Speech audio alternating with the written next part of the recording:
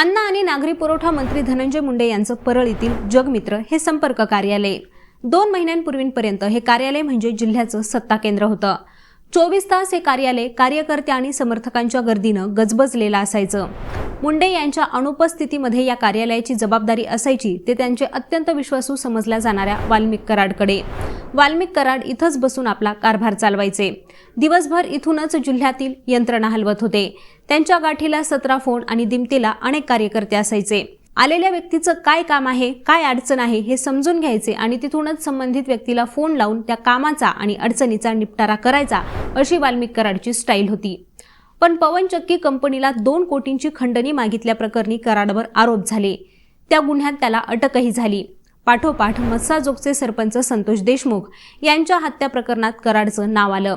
कराड आता न्यायालयीन कोठडीत आहे। मात्र कराड फरार झाल्यानंतर आणि अटक झाल्यानंतर या कार्यालयातील गर्दी ही ओसरली होती। सामान्य लोक काय, राष्ट्रवादीचे कार्यकर्ते काय आणि पदाधिकारीही काय हे कार्यालयाकडे फिरकत नव्हते। त्यामुळेच वाल्मिक कराड नंतर या कार्यालयाचं काम कोण बघणार असा प्रश्न उपस्थित केला जात होता। दरम्यान आता धनंजय मुंडे यांना त्यांचा उत्तराधिकारी मिळालाय। याच व्यक्तीकडे मुंडेंनी नुकत्याच आपल्या कार्यालयाच्या चाव्या सोपवल्या आहेत। आता नेमका कोण आहे हा उत्तराधिकारी पाहूयात या व्हिडिओच्या माध्यमातून।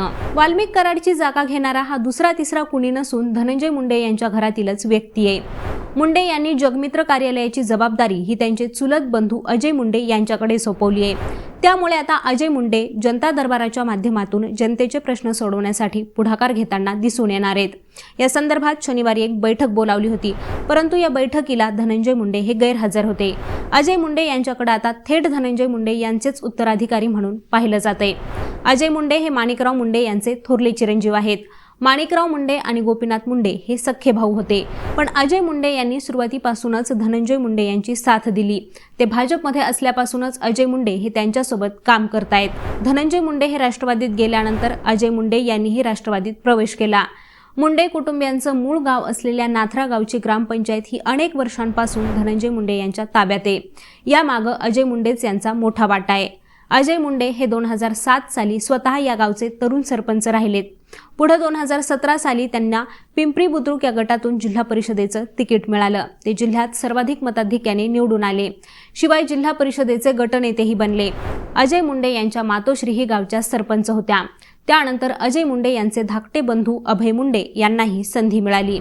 अजय मुंडे हे पांगरीच्या वैद्यनाथ सहकारी साखर कारखान्यावर बिनविरोध संचालक राहिलेत आणि ते राष्ट्रवादी काँग्रेसचे राज्य उपाध्यक्षही होते। राजकारणाची एक एक पायरी चढत असलेले अजय मुंडे हे धनंजय मुंडे यांचे विश्वासपात्र मानले जातात। मुंडे मतदारसंघात नसताना अजय मुंडे पूर्वीपासूनच सक्रिय असल्याचं दिसून येतात।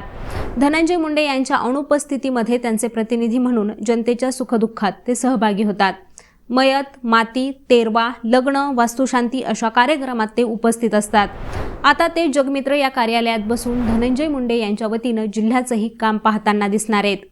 दरम्यान आता अजय मुंडे यांच्या हाती हे काम सोपवल्यानं वाल्मिक कराडच्या समर्थकांमध्ये काय प्रतिक्रिया उमटते हे पाहणं महत्त्वाचं ठरणार आहे। आता मंडळी, याबद्दल तुमच्या काय प्रतिक्रिया आहेत ते आम्हाला कॉमेंट करून नक्की सांगा आणि यांसारख्याच विषयांची माहिती मिळवण्यासाठी लेट्सअप मराठीला सर्वच सोशल मीडिया हँडलवरती फॉलो करायला विसरू नका आणि पाहत रहा लेट्सअप मराठी।